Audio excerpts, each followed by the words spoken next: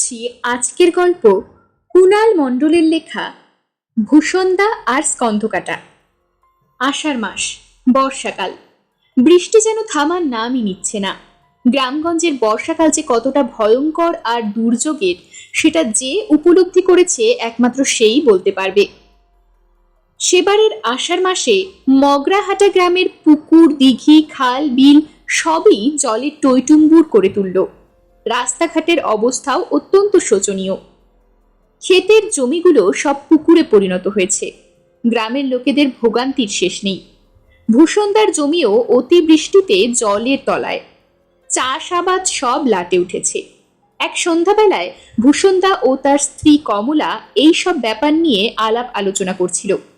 হঠাৎ তাদের ঘরের দরজায় খটখট শব্দ হতে লাগলো।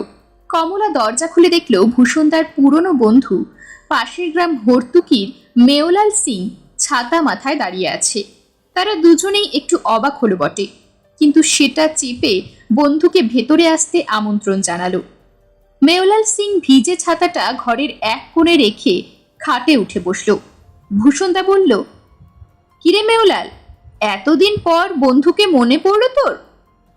মেওলাল বলল, আরে বন্ধু, মনে পড়লো বলেই তো এই বর্ষায় দুর্যোগ মাথায় করে এতটা পথ পেরিয়ে তোদের সাথে জমিয়ে আড্ডা মারতে এলাম। ভূষণদা দেখলো তার বন্ধুর হাতে একটা বেশ বড় সাইজের তেলে ভাজার ঠোঙা। ভূষণদা বলল, তুই এই বৃষ্টির মধ্যে তেলে ভাজা পেলি কোথা থেকে? মেওলাল বলল, আমাদের গ্রামের বিখ্যাত তেলে ভাজার দোকান অনাদির কাছ থেকে একদম গরম গরম আলুর চপ, বেগুনি আর পেঁয়াজি ভাজিয়ে এনেছি তোদের জন্যে। ভূষণদা বলল, তা বেশ করেছিস, দিব্যি গন্ধ বেরোচ্ছে, আয় জমিয়ে খাই। এই বলে ভূষণদা গিন্নিকে তেলে ভাজার ঠোঙাটা দিয়ে চায়ের সাথে পরিবেশন করতে বলল। এরপর তিনজনে চা তেলে ভাজা খেতে খেতে সুখ দুঃখের কথা বলতে লাগলো। তারপর এ কথা সে কথার পর উঠল ভূত প্রেতের কথা। এই বর্ষার সন্ধ্যেতে ভূতের গল্প ছাড়া আড্ডা জমে নাকি? মেওলাল সিং বলল, অনেকদিন আগে একবার কাজ থেকে বাড়ি ফেরার সময় ভারী মজা হয়েছিল। ভূষণদা বলল, তুই তো সেই শিয়ালদহ থেকে ট্রেন ধরে গ্রামে ফিরিস কাজ থেকে, তা এইরকম বর্ষা আর এই দুর্যোগের দিনে কি আর মজার ব্যাপার হতে পারে? এরপর মেওলাল সিং চায়ে চুমুক দিতে দিতে সেই মজার ব্যাপার বলা শুরু করলো। মেওলাল সিং কলকাতার শিয়ালদহ অঞ্চলের এক সোনার গহনার দোকানে কাজ করে। দোকানের সমস্ত কাজ শেষ করে দোকান বন্ধ করে সে মালিককে দোকানের চাবি দিয়ে এসে শিয়ালদহ স্টেশন থেকে রাত 10:30টার ট্রেন ধরে তার গ্রাম হর্তুকিতে সে রোজ ফিরে যেত। এই তার রোজকার কাজ। সেবারে একদিন রাতে 10:30টার ট্রেন ধরে গ্রামে ফিরছিল, কিন্তু রাস্তায় হঠাৎ ট্রেনের ওভারহেড তার ছিঁড়ে যাওয়ায় হর্তুকি থেকে 2 স্টেশন আগে মুকেবেড়ে স্টেশনে তাকে নেমে যেতে হয়। বর্ষার রাত, স্টেশনের চারিদিকে রিক্সা, ভ্যান, গাড়ি তো দূরের কথা, জনমনুষ্যী নেই। এই অবস্থায় মেওলাল সিং কি করবে এই চিন্তাই করছিল। হঠাৎ তার পেছন দিক থেকে একটা ভারী কর্কশ কণ্ঠস্বর বলে উঠল, কোথায় যাবেন মশাই? হঠাৎ এরকম একটা কণ্ঠস্বর শুনে প্রায় আটকে উঠল মেওলাল সিং। পেছন ফিরে দেখল স্টেশন মাস্টার দাঁড়িয়ে আছে। যেমন বিশাল আকারের চেহারা, তেমনি বাজখাই তার গলা। পিলে চমকে যাবার জোগাড়। প্রথমটা কিছুটা হতবুদ্ধি হয়ে গেলেও পরে নিজেকে সামলে নিল মেওলাল। স্টেশন মাস্টার টিকিট দেখতে চাইলে সে টিকিট দেখালো, আর জিজ্ঞাসা করলো কোনো সাইকেল রিক্সা বা গরুর গাড়ি পাওয়া যাবে কিনা হর্তুকি পর্যন্ত। এই কথা শুনে স্টেশন মাস্টার তার ওই কর্কশ গলায় স্টেশন কাঁপিয়ে অট্টহাস্য করে উঠল। তিনি বললেন, আরে মশাই, এটা হাওড়া বা শিয়ালদহ স্টেশন বলে ভুল করবেন না। মুকেবেড়ে স্টেশন হলো অজপাড়াগা। এই এত রাতে কে আপনার জন্য রিক্সা আর গরুর গাড়ি নিয়ে বসে থাকবে মশাই? তার উপর এই রাত্রি আর এই বর্ষার দুর্যোগের রাত। কথাটা শুনে খুব চিন্তায় পড়ে গেল মেওলাল। তাকে চিন্তিত দেখে স্টেশন মাস্টার বলে উঠল, এত রাতে কি করে আর ফিরবেন? তার থেকে বরং থেকে যান স্টেশনের আমার ছোট ঘরটায়। মেওলাল বলল, সে হয় না, বাড়িতে সবাই দুশ্চিন্তা করবে। স্টেশন মাস্টার বললেন, আরে কিন্তু যাবেন কি করে? দুখানা পা যে কোনো কাজেই লাগবে না।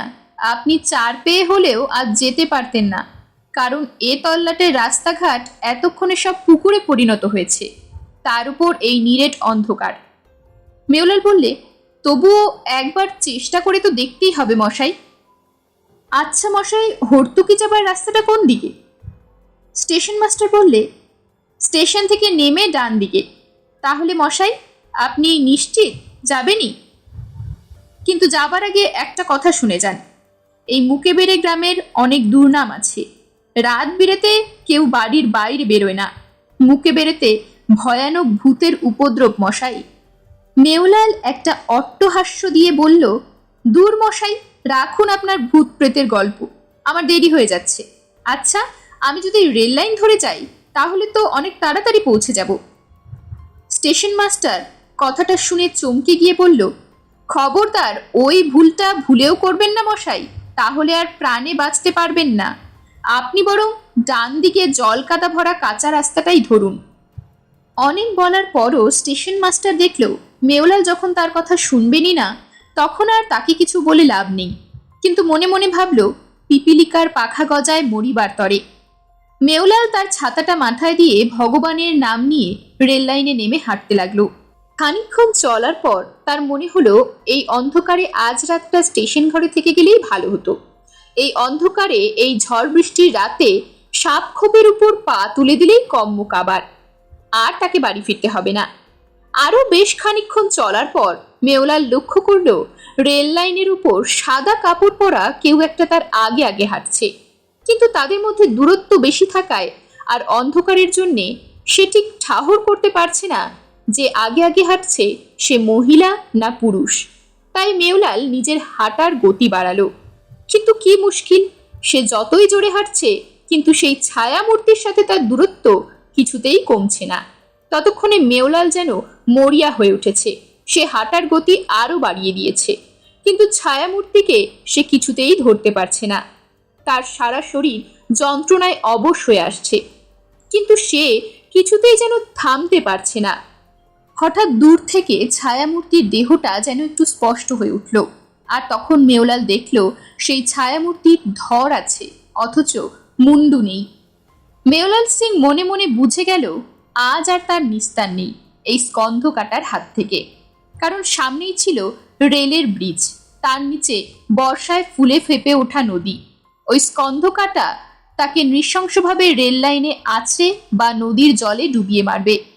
ছুটতে ছুটতে মেওলাল হঠাৎ তার ডান পায়ে তীব্র যন্ত্রণা অনুভব করতে লাগলো এবং সঙ্গে সঙ্গে তাল সামলাতে না পেরে রেল লাইনে পড়ে গেল। পড়ে গিয়ে তার মাথায় খুব জোরে আঘাত পেল এবং অজ্ঞান হয়ে যাবার আগে ক্ষীণ দৃষ্টিতে দেখল 3-4 জন লোক হাতে টর্চ লাইট আর লাঠি নিয়ে চিৎকার করতে করতে এগিয়ে আসছে। ব্যাস, তার আর কিছুই মনে নেই। এই বলে মেওলাল সিং চুপ করল। কৌতূহল চেপে রাখতে না পেরে ভূষণ তার গিন্নি বলে উঠল, এরপর কি হলো ঠাকুরপো? মেওলাল বলল, এর পরের ঘটনা আপনি বরং ভূষণদার মুখেই শুনুন বৌদি। কমলা অবাক হয়ে ভূষণদার দিকে তাকালো। ভূষণদা বলল, কাকতালীয়ভাবে আমিও সেই দিনে গ্রামের কয়েকজনকে নিয়ে শিয়ালদহের কোলে মার্কেট থেকে কিছু জিনিসপত্র সস্তায় কিনতে গেছিলাম, পাঁচমুদি, কলিমুদ্দিন আর পুটিরামকে নিয়ে। আমাদেরও ট্রেনের ওভারহেড তার ছিঁড়ে যাবার জন্যে ওই ভুতুরে মুকেবেড়ে স্টেশনে নেমে পড়তে হয়। আমরা স্টেশন মাস্টারের কথা শুনে কাঁচা পথ ধরেই চলতে থাকি, পায়ে হেঁটে 4 জনে একসাথে। অনেকটা পথ চলার পর আমরা দেখলাম দূর থেকে একটা স্কন্ধকাটা ছায়ামূর্তি শূন্যে ভেসে আমাদের সামনে এগিয়ে চলেছে, আর তার পেছনে দিকবিদিক জ্ঞানশূন্য হয়ে কে যেন ছুটে চলেছে। ব্যাপারটা বুঝতে বিন্দুমাত্র দেরি হয়নি আমাদের 4 জনের। আমরাও অমনি নিজেদের মালপত্র একটা গাছের নিচে রেখে হাতের লাঠিগুলো নিয়ে দিলাম ছুট লোকটাকে ধরার উদ্দেশ্যে। কিন্তু ভূত প্রেতকে ধরার সাধ্য কি মানুষের আছে? হঠাৎ আমরা চিৎকার করতে করতে তার উদ্দেশ্যে দৌড়াতে দৌড়াতে দেখলাম লোকটা একটা যন্ত্রণাকাতর তীব্র আর্তনাদ করে সজোরে রেল লাইনে আছড়ে পড়ল। আমরা ততক্ষণে লোকটার কাছে গিয়ে অবাক হয়ে দেখলাম লোকটা আর কেউ না, সে আমাদের পাশের গ্রামের বন্ধু মেওলাল সিং। তার মাথা ফেটে রক্ত পড়ছে আর তার কোনো হুঁশ নেই। তখন 4 জনে মিলে ধরাধরি করে তাকে স্টেশনে নিয়ে আসলাম এবং স্টেশন মাস্টার তার দ্রুত চিকিৎসার ব্যবস্থা করলেন। পাশের রেলের কোয়ার্টারে থাকা রেলের ডাক্তারকে ডেকে আনলেন। ডাক্তার এসে মেওলালের মাথায় ব্যান্ডেজ বেঁধে দিল এবং কিছুক্ষণ পর তার জ্ঞান ফিরতে তাকে 1 গ্লাস গরম দুধ খেতে দিল হলুদ দিয়ে। সেই রাতে ডাক্তারই তাদের বলল যে বহুকাল আগে এই মুকেবেড়ে গ্রামের জমিদার দীপনারায়ণের ছোট ছেলে সম্পত্তির লোভে তার বড় ভাইকে রেল লাইনে এনে গলা কেটে হত্যা করে, আর তারপর থেকে দীপনারায়ণের বড় ছেলে স্কন্ধকাটা প্রেতাত্মা হয়ে রাতে রেল লাইনে ঘুরে বেড়ায় এবং মানুষ দেখলে তাকে টেনে নিয়ে নদীর ওপর ব্রিজ থেকে আছড়ে নিচে ফেলে দিয়ে তার ভবলীলা সাঙ্গ করে দেয়।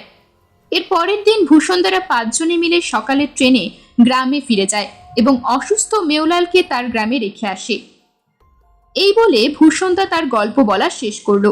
বাইরে ততক্ষণে বৃষ্টি ধরে এসেছে, তাই মেওলাল তাদের বিদায় জানিয়ে বাড়ি ফিরে গেল। এরকমই আরো সব গল্প পেতে চ্যানেলটিকে সাবস্ক্রাইব করে দেবেন, আর গল্পটি যদি ভালো লেগে থাকে তাহলে লাইক, শেয়ার আর কমেন্ট করে দেবেন।